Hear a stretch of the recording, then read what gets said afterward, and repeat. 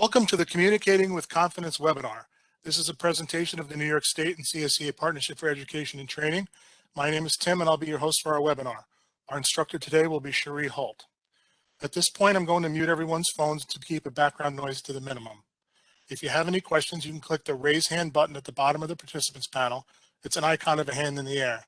Once called on, I'll unmute you and you'll be able to speak using your phone or a microphone attached to your computer.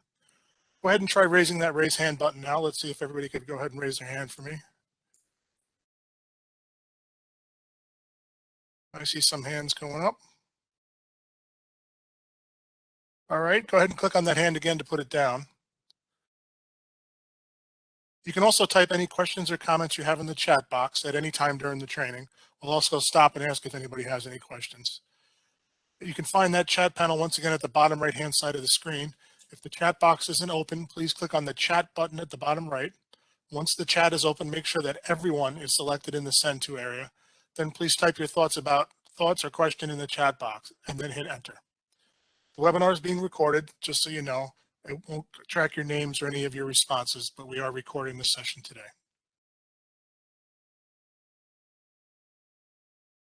So as I mentioned previously, today's webinar is sponsored by the New York State and CSEA Partnership for Education and Training, or as many people like to refer to us, the partnership.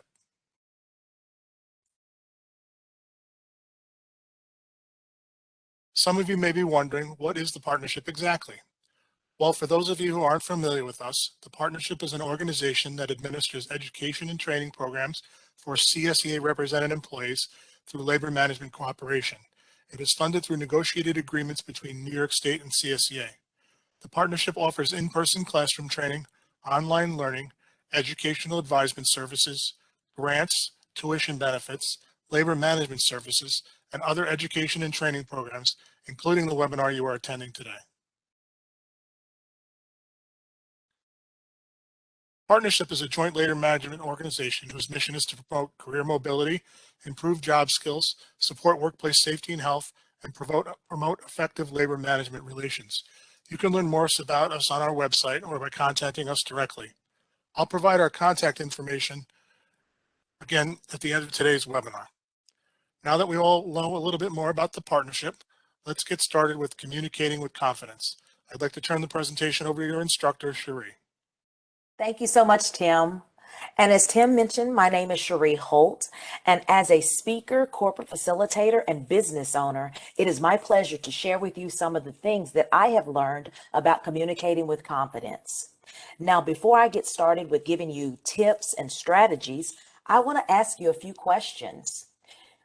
Because communicating with confidence is such an important skill to have, we say that all the time, but why is it so important? What are your thoughts on why this is such an important skill to have? So much so that we would have a class about it. In the chat, would you type for me why communicating with confidence is such an important skill to have? So please type your thoughts about the importance of communicating with confidence in the chat box. What are your thoughts on that and why? Why is it such an important skill to have? Please make sure that everyone is selected in the send to area and press enter when you're done typing. Barbara. Yeah. Absolutely, Crystal. You become more believable. Your credibility is raised. Absolutely. Absolutely, Christy. Absolutely, Kelly. It shows that you know what you're talking about. Yes, it does. It does.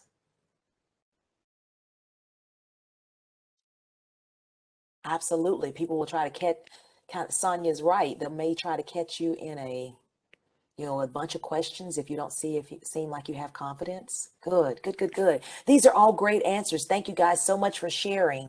I think you got the exact right idea about why it is so important for us to communicate with confidence and why we're here today. And so let's begin. If you've ever heard a speaker communicate who lacked confidence, it may have been focused, you may have been focused on what they were saying and may have been focused on what they were doing instead of their message. And so maybe you noticed their nervous tics or even were confused by their message. So you will become more credible and effective if you are sharing your ideas in a confident manner. The truth is, many of us will at some point in time need to communicate with other people, with groups of people. So whether you're speaking to small groups or standing in front of a large audience at a conference, the difference between succeeding and failing is confidence. Now, I know it's very nerve-wracking. I know you're very anxious in those situations, but we can work through that and become across more confident with practice and preparation. And so no matter your skill or comfort level, today we're going to talk about how to increase your confidence and to elevate your speaking engagements if you're ever given the opportunity to do so. So let's talk about what you're going to come away with and what you're going to learn today. The objectives for today's class are to demonstrate effective interpersonal communication skills, to identify the qualities of a confident speaker, to recognize the barriers or things that get in the way of us communicating confidently, and then we'll identify strategies that help us with being more confident. And so let's move into our practice and look at the roadmap by which we'll follow these examples. So you will have to indulge me. I don't assume that everyone is in the exact same place. So I'll start with basic communication skills. Then we'll move on to the barriers. And then lastly, we'll begin to we'll create a guide to communicating confidently. And so let's start with what is communication. I know this seems very elementary, but just please indulge me to make sure that we're all on the same page. We're going to take a journey on this roadmap, and I want to make sure that everybody starts in the exact same place. So let me start with asking you, what is communication? What is communication?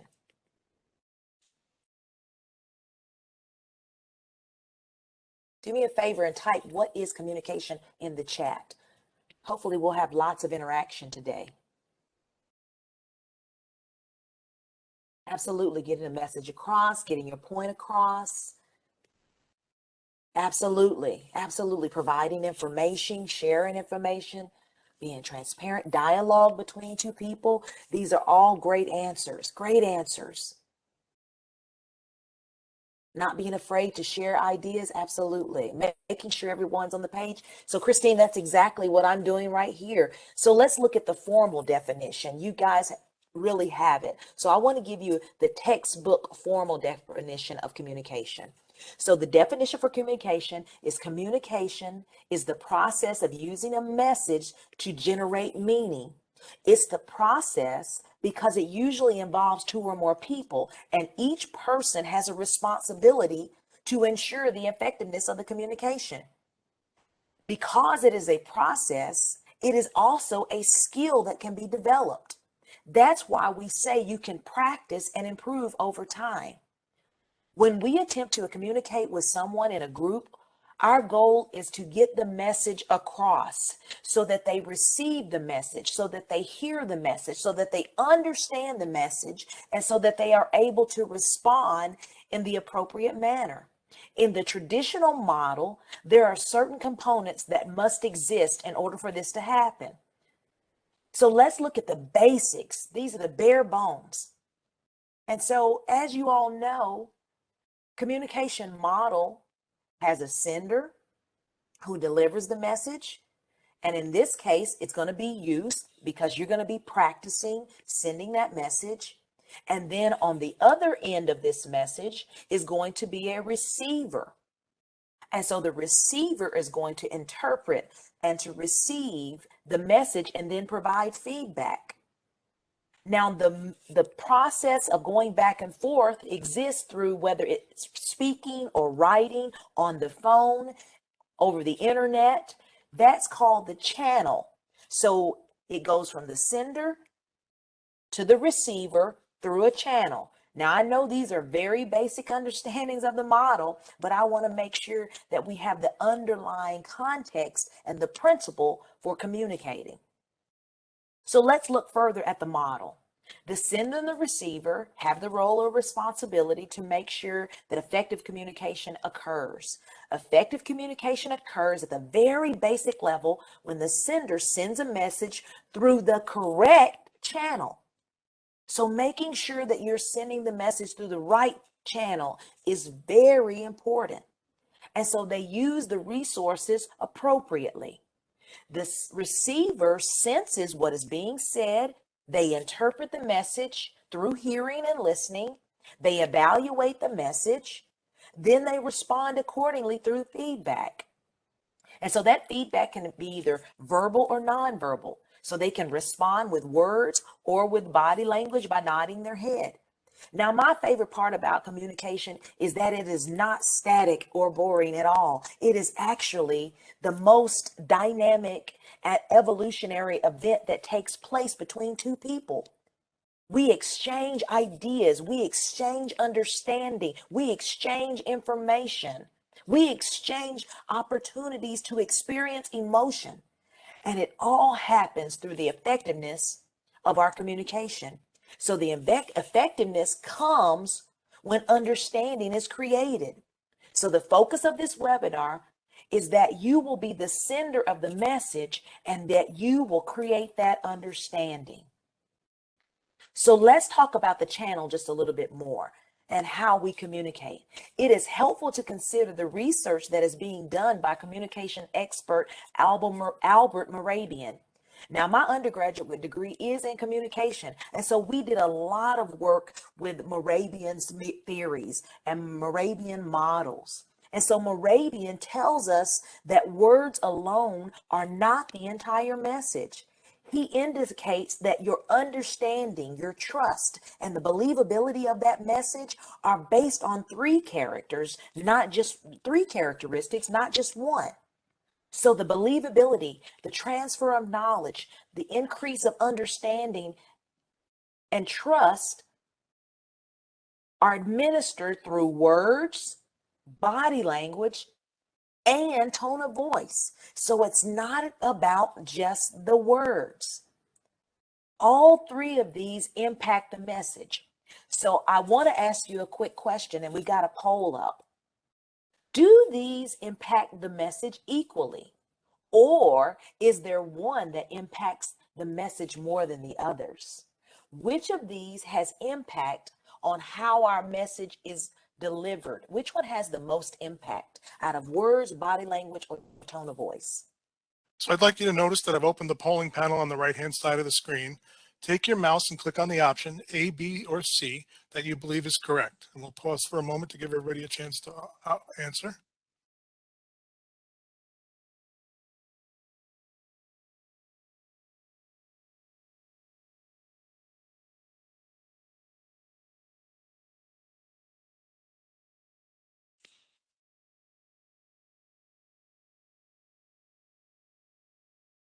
And WebEx has us on a bit of a timer here. We'll have about 10 seconds.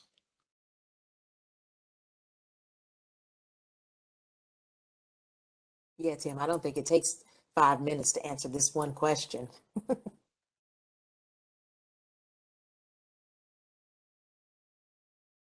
And there I shared the results, and will look like it's evenly split, basically. Wow, wow, wow. And see, this is so exciting to see the perspectives that you have. And so here's what I want to tell you. Thank you for participating. Let's take a look at how we communicate. So according to Morabian's study, and he concluded that only 7% of the meaning comes through the specific words that we speak. 38% actually comes from our tone of voice. And 55% of the message is delivered through our body language. So in looking at these figures, 93% of trust, believability, understanding of any message is received through nonverbal aspects. So for example, if you've ever spoken with someone who rolled their eyes during a conversation, or perhaps crossed their arms, or used a very tense, angry voice when they're talking to you, you'll focus more on those nonverbal messages, and it pulls you away from the words. So for example, if you have a very aggressive tone saying, I love you, then you're going to listen to the tone of voice more than the words.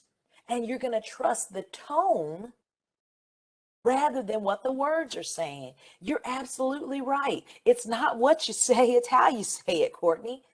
And so if we want to become more confident speakers and give more trust and believability and credibility that develops in confidence in what we're saying, then we'll have to work on our nonverbal as well as our verbal.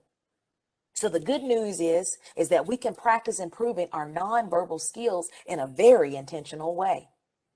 So let's look at what the qualities are of a confident speaker. The more confident we are in communication, the more effective we are at delivering our message. I found that the more passionate I speak about a message, the more engaged people become, the more confident and more comfortable I feel with sharing it, the more trust is being transferred. And so I want to offer that understanding and those practices to you today. So as we've just learned, our confidence is relayed not just in words, but in our body language and our tone. And so let me ask you another question. This is a very interactive session, so I want your input as well. What are the qualities of a confident speaker? If you've ever experienced a very confident speaker, what were some of the characteristics that they displayed? What allowed you to assess them as being a confident speaker? Put that in the chat for me. Yeah, my favorite one is already coming through. Eye contact, posture, enthusiasm. All of those are great responses. Absolutely. Knowing what they're talking about, Sarah. Speaking clearly. And see, notice most of these are nonverbal cues. Not so much of the words, but eye contact, tone of voice, speaking clearly, articulating, maybe smiling or smizing when they're talking, using very relaxed hand gestures. And so we're going to get into all of that today. So thank you so much. And that they don't fidget or they're popping the pen a whole bunch or moving their hands in a weird way. Absolutely, Susan. And so when we listen to a confident speaker, we generally get the sense that they are calm, that they're well informed about what they want to say. They're very sure of themselves and the subject in which they're speaking about, and they seem excited and upbeat. They appear to be in control of the information that they are sharing. They're in control of their body language. It's open and comfortable. Their tone of voice is even, or if you're like me, I vary my tone of voice to give you vocal variety to create some excitement and drama. And they speak clearly at an easy pace. So it's not too fast and not too slow and not monotone. And so whether we're speaking with a coworker, a manager, a small group, or even a large group, it is very helpful to consider how you would like to appear in front of your audience. Do you want to seem confident? Do you want to seem relaxed? Do you want to seem like you know what you're talking about? And so let's consider body language and a tone of voice and make some adjustments. What will you need to do in order to make sure your body language and your tone are supporting a confident message? Put in the chat for me just for a quick second. What will you do to make sure that your body language and your tone are appropriate to create understanding? I'll give you just a few seconds to put in there, what will you do to make sure? Yeah, absolutely, Alyssa. We're going to talk about breathing.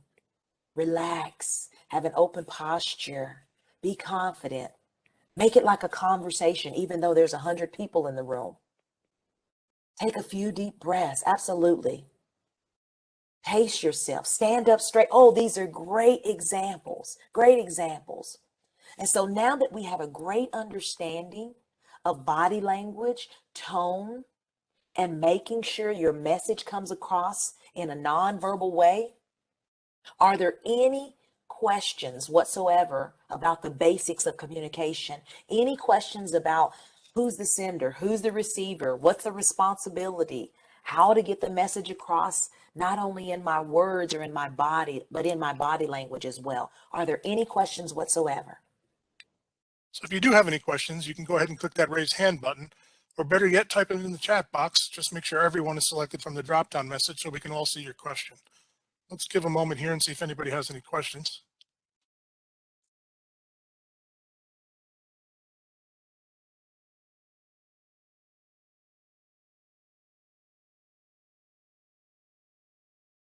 And I don't see any hands raised, Cherie. Barbara said, where do we begin? All right, Barbara, I'm ready to go. So let's move on. So now that we understand the basics, let's go to the next thing. Now that we have a clear vision of the qualities of a confident speaker, let's talk about the barriers. What keeps people from being confident? What keeps everyone from being a brilliant and confident communicator? We're going to talk through these barriers for just a few minutes to make sure and how to get past those barriers. So what do you think some barriers to communicating with confidence are? I want to get your thought before I give you some of the specific reasons. And absolutely, Barbara, you get so nervous and you start stuttering. Yeah. Anxiety builds up, insecurity. You become overwhelmed with, how can I be perfect? And so you're so intimidated and you feel insecure, even though you know what you're talking about. And so these are great responses. And so I appreciate you for sharing your ideas. A lot of these point towards some of the most common barriers of communicating with confidence, which is, as you've said, nervousness, anxiety, feeling overwhelmed, not knowing your audience, worrying if you'll lose your train of thought. And so let's take a look at these specific things. Let's start with knowing your audience so that you'll become more confident. One of the reasons why we get nervous and go blank or stumble or stutter is because we are not familiar with the people in the room. And so not knowing your audience can be a very big barrier because you're not absolutely sure of who you're speaking to at the time. And it's impossible for you to know everyone because you just met them. The first time they ever saw you is when you stepped down in front. So communicating in a more effective way, you may need to tailor your language and your approach to your audience. So your audience may be one person or a group, but it helps us to tailor the message. So communicate, you communicate differently with your coworkers than you would with someone in another agency. So differences in understanding perspectives, backgrounds, opinions, all of these get in the way of communicating. And so let's start with some things that are going to be helpful with managing your audience. So because there are different perspectives and different understandings and even different opinions, let's start with something basic. When you're communicating, always communicate on the most basic level. Don't try to go too high. So for example, don't use acronyms. Everybody in the room may not know what OCC is or OPWW or the DMB. And so spell those out, speak very clearly, give background on your project. It's not to dumb it down, but it's also just to simplify and give the very basic understanding of what you're talking about. So make sure you're communicating on the most basic level. Always talk out acronyms.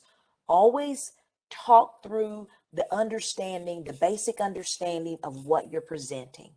Now, the next barrier may be the lack of confidence or not having a clear intention about what you want to say. So even if you are not sure about your audience, or even if you are, when you're communicating, make sure you have a clear intention. Dr. Stephen Covey says it this way: begin with the end in mind. And so you focus specifically on what is it that I want them to know? What is it that I want to share with them? And go ahead and establish those things. You may even write them down on a piece of paper so that you stay on track. And so what I would like to do, just what we did in the beginning of the day, I always state my intentions or my objectives. Today, we're going to talk about these things. And when you share your intentions up front, then it's easier for you to get to that end again on the back end. So here's what I want to tell you. Here's what I'm telling you. And then I get to the end and I say, here's what I told you. So in essence, I'm restating what I'm covering in 3 times. Here's what I want to introduce to you. Then I tell them, then I tell them what I told them. And so as you state your intentions of the message, it allows you to keep your audience and keep them on track. Now, the next thing I want to talk about is the next barrier is anxiety. So when we speak in front of people, we feel a sense of anxiety or nervousness about how our message is being received. And so I want to ask you, and many of you have already said that you feel stressed or anxious about this. And so let's take a few minutes and talk through why you feel nervous, because so many of you have already said you feel nervous. I know that that's a common thing. So let's move to where we create understanding and how to get past that. So communicating to a group or a person in a high position may be very intimidating. The anxiety and the fear that we feel, it's very real. But we want to create an opportunity of understanding. We want to create a great message. So here's how we're going to do it. Here's how we're going to do it. Now, the good thing is you're not alone. Even though I've been doing this for years and years and years, sometimes I do develop a little bit of anxiety. So you're not alone. Public speaking is one of the number 1 fears right next to spiders. And so let's talk about how do I get past that anxiety? And it's all in the preparation. And so preparation, which is our last barrier, will help us overcome anxiety. It'll help us overcome that feeling of nervousness. If you know what you're talking about, it's easier to talk about it. Now, I'll never be able to talk about rocket science, and I'll never volunteer for that. But I know a lot about taking trips, communication, working. So I'll talk about the things that I'm most comfortable with.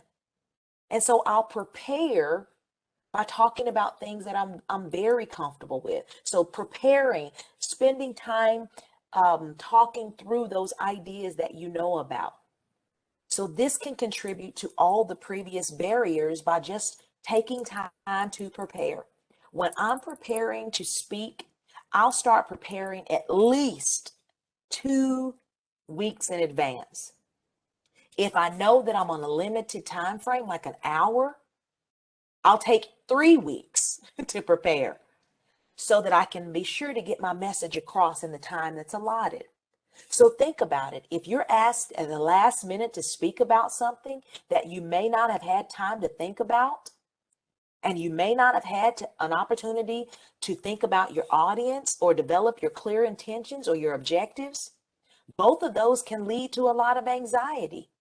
But if you take time to prepare, like who's going to be in the room? Who is this going to be tailored toward? What is it? What is the outcome or the objective of this session? What am I supposed to tell them? What shall they walk away with? Start preparing all of those things in advance. And so it will minimize your anxiety and your experience with nervousness. Now, a final note about barriers. You can overcome them. The first step in overcoming them is to identify them. I love that you are all self-aware. You're aware that I go blank. You're aware that you stumble over words. You are aware that I get nervous. And once you're aware of it and identify it, then we can develop strategies to overcome it. If I'm nervous about speaking to people in a large group, maybe I'll do smaller groups. Maybe I can prepare more. Maybe I can ask more questions and involve them so that's less talking on my behalf and more talking on their behalf. Maybe I can create a game that'll relax us all, an icebreaker. And so all of these things will help you to overcome these barriers. Now, we've talked about the basic of communication, and we talked through a little bit of strategy about barriers and how to overcome them. Are there any questions before I move on? So if you do have a question, please click on the raise hand button or go ahead and type them in the chat box, and we'll just give a moment to see if we have any questions, Cherie.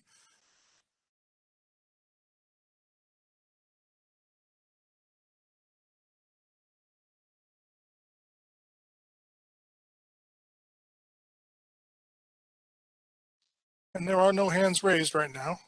Okay. Well, whenever you have a question, I'll be right here to answer it. But until then, let's move on to the next thing. So now let's take a look at some positive qualities of a confident speaker. Now that we've talked about those barriers, let's explore some more strategies so that we become more confident. Remember, communication is a skill that we develop over time, and the more we practice, the better we become. So let's look at these strategies and how we can appear more confident. So here are the strategies. Wow, there seems to be 6 strategies. Prepare is the first strategy. So get ready. Start preparing in advance. Start preparing your intentions. Start preparing for the audience. Then expect to succeed. You have to have a mindset. I will succeed. This is going to be great. So whatever you think about yourself, whatever you think about your situation, that's usually what's going to happen. So expect to succeed. Deliver your message, listen for feedback, express gratitude, and then evaluate what changes, and then repeat. So this step-by-step guide to speaking engagements will help you overcome your barriers and help you to become more confident. You can use these strategies in important conversations, smaller meetings, large public engagements. And so they're not just helpful for large groups, they're helpful everywhere. So let's discuss them in further detail. So step 1, I can't say this enough. Prepare, prepare, prepare. And if I know the time is restricted, I prepare more. But if you give me an unlimited time for me to, kind of fumble around until I get it, then I don't have to prepare as much. So the more restricted the time, the more precise the amount of time that I have, the more I prepare. So preparation is key. It's the single most important thing you can do to overcome barriers. So let's look at the next one. How can we prepare? Before you dive into these tips, I'd like to ask how you prepare now. What are some things that you're doing to prepare? And then I'll tell you some things that I do to prepare as a professional. Tell me what you do to prepare. So please go ahead and type your ideas about other ways you could prepare yourself before communicating with others. Once again, that chat box is on the bottom right-hand side of the screen. Make sure everyone is selected from the drop-down so we can all see your feedback. And I see some great feedback already. Yeah, Dawn. Notes, research, writing notes, planning, practicing in the mirror. Christy, you are so right. I do that all the time. Write down your bullet points. Get organized. Practice in front of your dog or your kids or your husband. Absolutely. Great preparation skills. Absolutely. Recording yourself, Jessica. Yes. Usually when I record myself, I don't like the way I sound. So I just okay, somebody else listen to this. Good. These are all absolutely time yourself. And so remember that if you prepare for all the unexpected questions, technology issues, or even pushback from the audience, you'll feel more confident and self-assured. Now, when I'm practicing, I'll practice with my husband. And then I'll say, hey, pretend that you're just the most obnoxious person in the room. Come at me with what questions. And as I'm giving my presentation, what questions would you kick back to me? And so that's usually helpful in preparing for any situation. Now, I have been prepared for technology issues. I was once in a seminar and the power went out. And so I had to keep going without the power. And so the preparation allowed me to function in that situation, and we actually had a good time from it. So let's move on. So after we're preparing and as we're preparing, based upon what you're saying, you got to know your intentions. So I intend to cover these things. I intend to talk about this. I intend to create understanding in this area. I intend to share with you these tips. And so knowing your material and your intentions of the presentation will help you to prepare better. So this may mean, such as what you've said, creating a bulleted list or an outline or some cue cards or notes to make sure that you cover everything that you want to cover. So this will help you to stick to the plan. It'll help you stay on track and not be moving down these rabbit holes or chasing any tangents. So set your clear intention. Prepare. The next thing is to know your audience. I always do research. Who's going to be in the room? We started this practice, and as we were preparing for this particular class, who's going to be in the room? Who's registered? Who's showing up?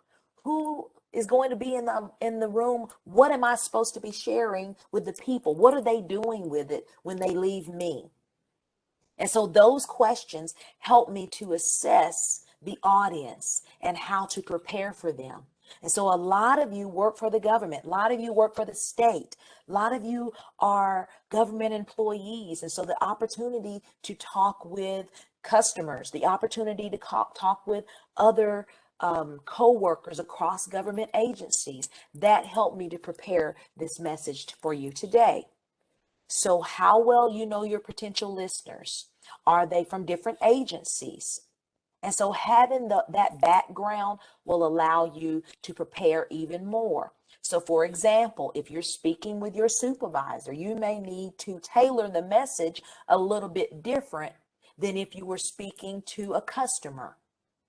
And so if you're tailoring your message to the exact audience or a specific audience group, it'll help you to establish credibility and it allowed you to gain more trust. So as you feel more comfortable, you get a sense that the audience knows you and that you know and share their ideas and their experiences. So let's talk a little bit about, as you're understanding and realizing your audience, you may create specific talking points for that audience. So along with knowing your material and your audience, you're tracking notes and creating talking points. It's an informal conversation with you and someone else. You probably don't need to jot down a few bullets. You just probably need to jot down, hey, I want to cover these things with you. But if it's something in a larger group, I usually share those talking points. And so perhaps in a more formal setting, you will do a presentation or a PowerPoint. In this case, it'll help you to display your thoughts and to keep you on track because everybody will have a visual representation of where you're going and what you're talking about. And so being fully prepared ensures that what you're saying and what you're communicating is what they're receiving. And so you'll appear more confident and sure of the situation when you have a presentation or notes or talking points that actually lead the conversation. And so for today, we're using a webinar. We're using a PowerPoint to drive those specific talking points. So that regardless of the type of the communication, whether it's small group or a one-on-one, I love to prepare some type of presentation or some type of talking points or even an agenda if it's just in a small meeting. It keeps everybody on track and moves them forward. So the next thing I'll talk about, a very important element of our preparation, is practice. Practice, practice, practice, practice, practice. I can't say that enough, but I will stop saying it. Even the best public speakers and performers know that they must practice beforehand. It's very crucial, and it creates trust and confidence, and it curbs that feeling of anxiety. So you may choose to practice with your notes or present your materials in front of the mirror, like some of you have mentioned. One of my favorite authors, Dale Carnegie, He's one of the leading experts on public speaking, and he recommends using a real live microphone. He recommends you practicing, hopefully, in the place that you're going to be delivering. Now, if you don't have that particular access, then you may wish to record yourself and listen back to it. I believe someone said that already. In order to make sure that your vocal variety and your excitement, and that you're not monotone, and that you're coming across clearly and articulate. It'll make sure that your speech patterns, your hand gestures, all line up with your message. And it allows you to hear yourself objectively to improve on any delivery. When you record yourself and you're practicing, if you have a tendency to say or you have another filler word, you can see how many times you say it and then focus on eliminating it. If you are especially unsure about your voice or how it comes across in a room, then you could ask feedback from someone else. How does this sound? Do I need to speed up or slow down? And so credible feedback from a person you trust will boost your confidence, and it gives you the extra reassurance that your voice is being heard in a positive way. So I ask my husband all the time, how does this sound? Does it sound too monotone? Do I need to speed it up or slow it down? Am I talking too fast? So now let me ask you a question. How many of you have actually practiced speaking in front of a mirror? Raise your hand. Let's use our raised hand feature this time. How many of you have ever practiced in front of a mirror? I know I have, so I'm going to put my hand up.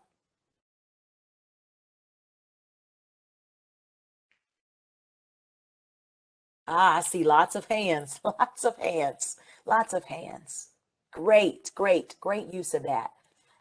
Great use of that function. We're using all of our technology today. Now do me a favor and take that hand back down. Good. Thank you so much. So thanks for sharing. So we've all practiced in front of the mirror. Can I tell you, and you probably won't believe it, but I used to be really shy. I used to stumble over my words all the time. Actually, when I would have to read in front of our class in school, my voice would shake and quiver. And the way that I got over that was by practicing in the mirror. And so by practicing in the mirror time after time after time, then it allowed me to be even better. So those of you who have never practiced in the mirror, I can't tell you how helpful that is. Now, it may seem weird, but if you do it, you can see how your face is contorting. You actually see if you're smiling, or in Tyra Banks says, smizing. You can actually see yourself and your body language and your gestures. And so I highly recommend practicing in a mirror. Thank you, Alicia. I appreciate the fact that you're willing to give it a try. Practice and see how you feel with it. May seem weird at the very beginning, but it'll be a friendly face staring back at you, hopefully. And so let's move on to the next thing. What if you're put on the spot and you haven't had a chance to practice, and you're not ready or you're not prepared to respond? So I have to address this barrier because it's happened to me before. I'll be in a meeting and someone will say, well, Cherie, what do you think? In your opinion, what would be your best approach for this? Now, I haven't prepared or done any notes or a PowerPoint or anything. So what do you do when you have to speak confidently about something that you were not prepared for? So you start by centering yourself. I usually take a moment and I'll take a deep breath and I'll say, well, and in that well, I give myself a moment. I'll even ask, well, let me take just a moment to process that for just a second. Another handy thing that I found in becoming a confident speaker when I've been put on the spot is to restate the question. And so I'll say, well, let me think about that for a second. Your question to me is this. And as I take time to just reflect on that question, it allows me a few moments to get myself together. Now, I have never been one to shy away and think so highly of myself to feel like I have to have the answer to everything. And so I am not ever embarrassed to say, you know what? I have never had that experience before. Or you know what? I've never really even considered that. Sometimes I've even said, you know what? I've never considered that, but just in thinking about it within the last few minutes or the few seconds, just off the top of my head, here's what I would say. And I'll even follow up. But now that you've given me that opportunity to think about that, I would certainly love another opportunity to come back to you and speak about that after I've done some research. So I just put out there that I'm not comfortable with talking about this subject right now, but I would love the opportunity to do some research and prepare and come back to you with something more confident. And so this is where I allow myself to be in control of me in that situation. And so it never hurts to say and express, you know what, I'm not sure, but I'm willing to find out. And that also creates an opportunity to develop trust and credibility. People usually take away, Cherie's not willing to talk unless she's sure about something. And so it establishes trust and my credibility. So make sure that you're taking time and you're managing yourself in that situation. If you're ever put on the spot, make it best for you. Okay? So now let's look at the next step. Step 2. Now we've talked about all of that stuff was talking about preparing. Now the next thing is expect to succeed. Once you know what you want to say and who you're talking to, it is important to get your mindset in a positive state. This will help you overcome the barrier. I tell people all the time, no matter how much you've prepared, no matter how much you know your audience, no one can talk you out of a negative mindset. And so if you're thinking, oh, no matter how much I've prepared, I'm going to fail. You're right. No matter how much I'm ready, I'm going to fail. Well, you're correct. And so the first thing that you have to overcome is believing that you will succeed. So I always start with affirmations. I will succeed. Sherry, I Yes, just sir. have to ask you quickly. We're having a bit of a technical issue on my side. Can you see the slide labeled Step 2, Expect to Succeed? No, I cannot. Yeah, I'm having some technical difficulties. If you could just hang on for 1 second. Sure. I just noticed that my screen was blank. Yep. And I don't know what happened with WebEx, but let me try and reload the slides here quickly. Okay. If you just hang on with me for a moment, folks, I apologize for the error.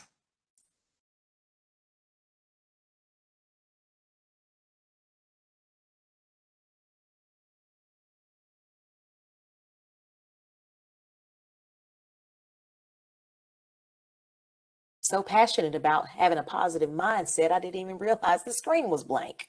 How about now? It is there now. It is there Okay, now. sorry about that. We're good to go then. Thanks, Tim. Thanks. And so expect to succeed. Expect to succeed. And so we prepare our minds in a positive way, chances are we'll have a greater outcome. And so one activity that I want us to do is a visualization. And this is kind of fun. So hopefully you'll enjoy this. So if you've never had a visualization before, well, let me back up. Has anybody ever participated in a visualization practice before? Tell me in the chat. Have you ever participated in a visualization practice before? Oh, some of you have, but a lot of you have not. Okay, well, indulge me as we practice for the very first time.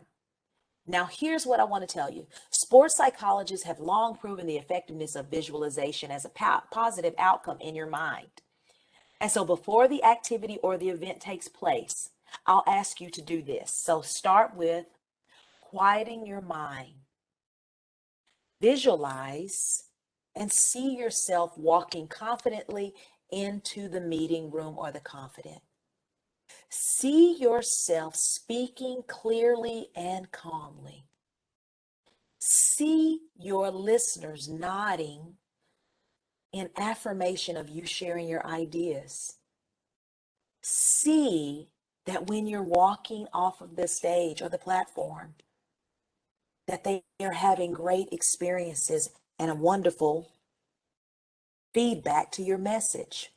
So let's practice, and I'll ask you to do this with me. Hopefully you're not driving.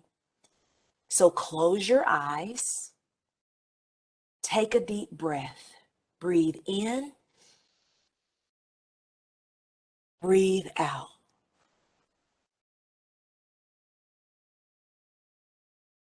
Settle your mind. Now picture in your mind's eye a red rose. It is the most beautiful, lush red rose. Hold that thought or image in your mind now. Your eyes are closed. You see a red rose. It's supple. It's fresh.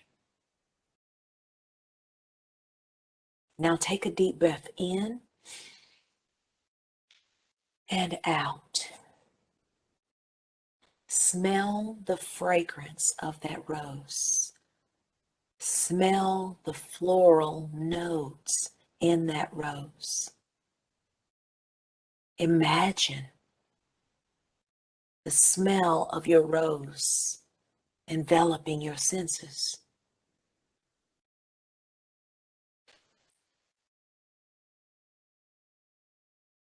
Now visualize all of the aspects of that rose. Your eyes are still closed. Breathe deeply and smell that floral.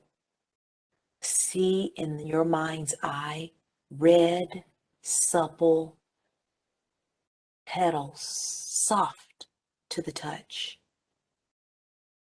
Freshly cut green stem. You may even feel the prickliness of one of the thorns. You feel the rigidity of the stem. You see a red rose. Now, tell me if you actually saw it and you can visualize it. Tell me if you can see this beautiful red rose. Tell me if you were able to put yourself in that moment with that rose. So if you were able to visualize the rose, go ahead and raise your hand for us. Oh yeah, we've got a lot of yeses going. Oh my goodness, you could see it. Oh, wasn't that so wonderful? So now do the same thing. When you're preparing to speak, start with just the same way. See yourself in the room. Smell the fresh carpet and the fresh air. See the people in your mind's eye sitting in the seat, ready, smiling, waiting for you to talk. See yourself delivering confidently, gesturing, posturing, standing firm, shoulders back, feet firm on the ground, facing forward. See yourself in that moment, and it allows you to overcome that anxiety. I love to appear and show up in the room early, especially in a place that I'm going to deliver. I'll show up early and just go through a visualization. I'll stand at the front of the room.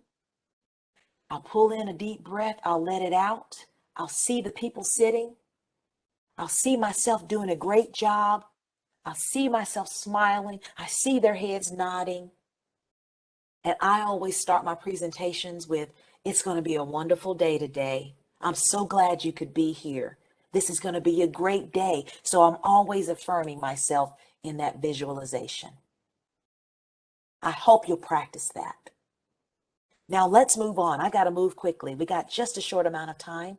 But number 3 says, step 3 in our strategy, deliver your message. Now it's time to deliver that message. It's time for you to come across and come to do what you came to do. And so let's get ready to make sure that we're delivering a confident message. Remember, the Albert Moravian model that we discussed earlier says that words alone are not the entire message. The trust and believability of our message depends upon three factors: words, body language, and tone of voice. And if you have prepared well, if you got a clarified message, a note, and presentation, now it's time to make sure that your nonverbal lines up with your verbal. So let's look at some strategies that will help you ensure that. Body language and tone of voice. Making sure that your nonverbal and your verbal line up together so that comes with a complete confident message. So what are some nonverbal skills that you need to make sure that you improve upon to increase your confidence? Earlier, we stated looking forward. Earlier, we stated eye contact. Earlier, we stated standing tall, head high. What's some other things? So please type your thoughts of what good body language is and what good tone of voice is in the chat box. Yeah, I want to reiterate that to make sure that we're on track. You've already said it once before. Do me a favor and say it again, because I want to ensure that your verbal lines up with your nonverbal.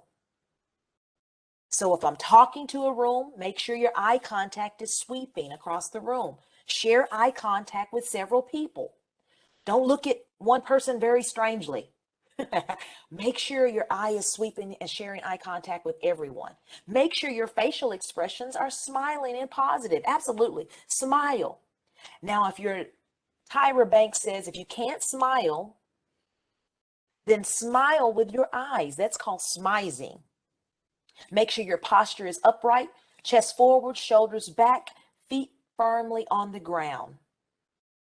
Make sure you're not teetering back and forth. So both feet firmly on the ground. About a shoulder width apart, be planted. Have a strong foundation in your feet. Your hips are parallel to your feet. Don't be twisting. And so make yourself look more confident. Give yourself some space.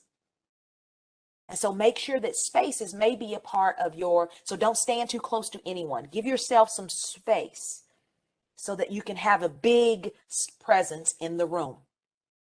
And so now that we've got those body language, let's talk about tone of voice and speed. And so your voice also carries nonverbal cues. So make sure that the rate that you're speaking is appropriate for what you're saying. So if it's something that's really energized, I'll speak a little bit faster. If I'm creating some urgency, I'll speak a little bit faster. But if I want something to sit or a profound statement to really have depth, I will slow down and I will articulate each one of those words very profoundly. The next thing is volume. What's your volume like? In some rooms, I'll speak a little bit stronger. In some rooms, I'll lower my voice. Sometimes if I have a big booming voice, it gives energy and authority to what I'm saying. But oftentimes I'll speak a little bit quietly. It gives drama, and it also draws people to lean in closer. So volume is very important. Pronunciation. So make sure you're not dropping any of the ends of the words. Articulate, pronounce, make sure the words are understandable. I'm originally from the South and I have a Southern accent. And so I have to articulate and enunciate, make sure that I don't mumble, that I'm actually exaggerating those words so that you're understanding what I'm saying. So make sure you don't cut any words off. You're articulating, rounding your mouth to meet those words. Use silence. One of my favorite things, I'll use silence. When I say something really profound that I really want them to take away, I'll let the silence sit for just a moment, just like that. And so silences are just brief pauses so that actually people can take in what you're saying. Now, out of all of those ways, let's look at how you can improve. So essentially, your body language and your tone of voice need to match your message. So your verbal and your nonverbal must match. And so I want to ask you a question. Have you ever struggled with body language or tone? And if you have, did any of those tips help you? Tell me if any of those tips helped you. If you've ever struggled, type in the chat, yes, I've struggled. And then also follow that up with, but yes, I'm going to use this particular tip now. If you'll do that for me in the chat, I appreciate it. Yeah, Alicia, did any of those tips help you?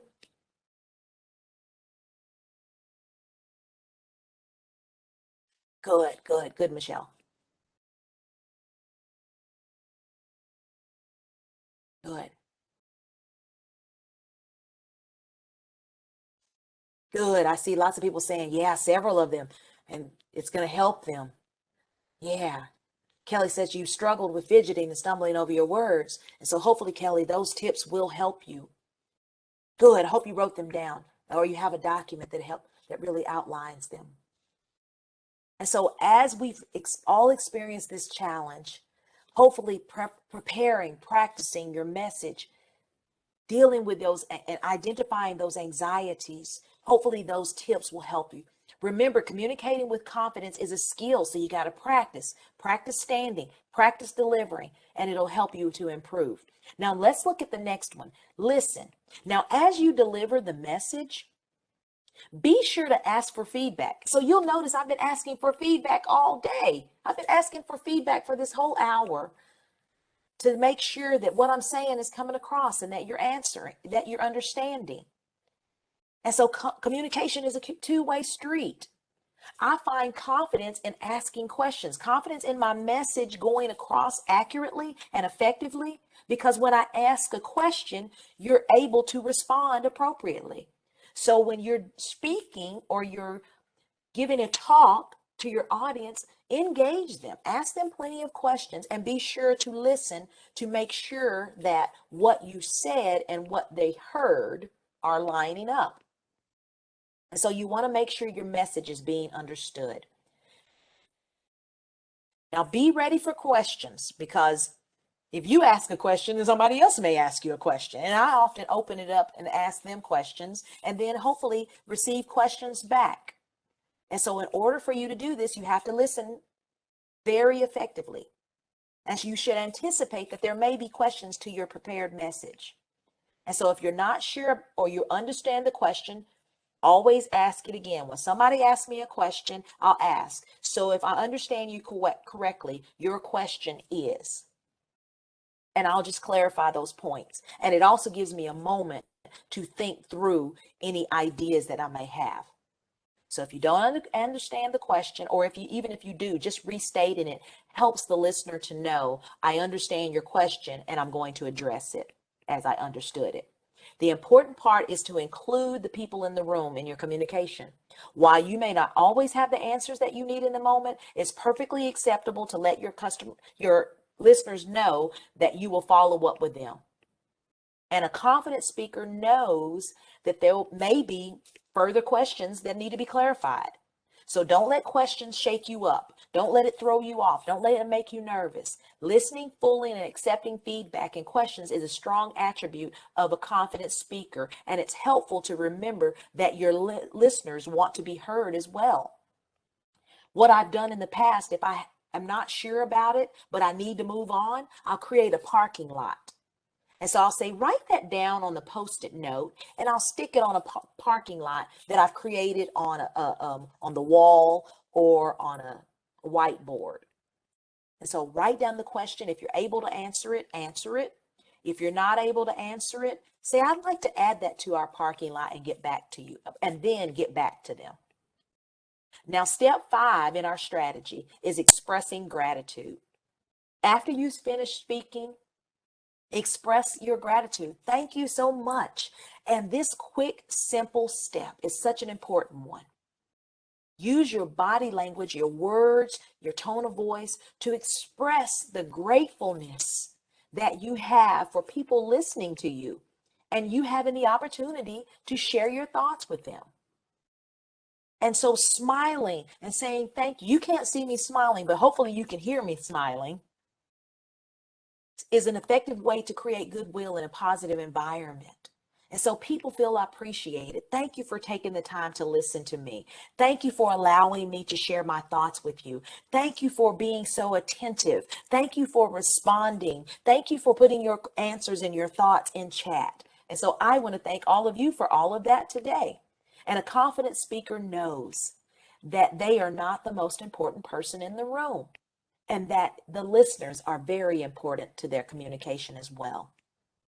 Now, the last step in our strategy is to evaluate and repeat. Evaluate from your last rate. What worked? What didn't work? We'll give you an evaluation at the end of the day today, and we'll look at it and I'll assess it saying, okay, what could I have done better? What should I have done differently? After we're done speaking, we always ask for feedback. It helps us to get better, such as, did I use too much body language? Was I too active? I always ask that. I'm very dynamic, so I ask, was that too much body language? But don't beat yourself over it. Okay, I did that last time. I'll be sure to practice on not doing that in preparation for my next opportunity. And so assessing ourselves and deciding how we can do things better will help improve our confidence.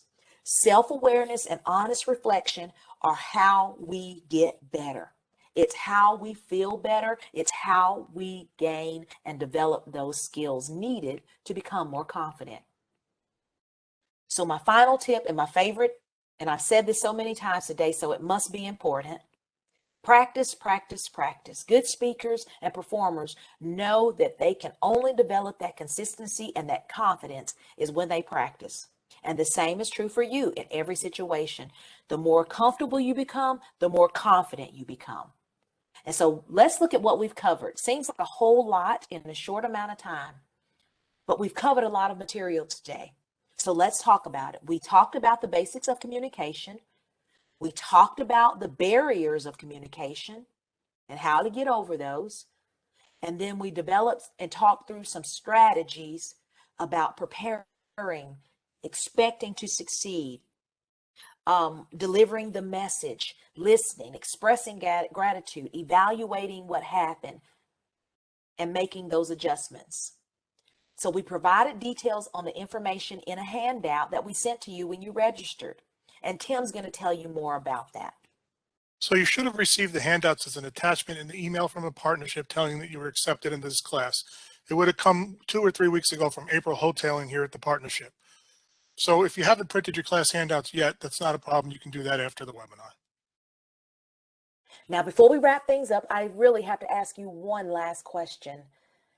So what was your biggest takeaway for today? What was the thing that impacted you the most? What did you find most helpful? If you'll put that in the chat, I want to see what was the biggest impact and what's going to be the greatest implementation in making you a more confident speaker. So please go ahead and type that in the text chat. What idea will you remember now from today's class and you put to use?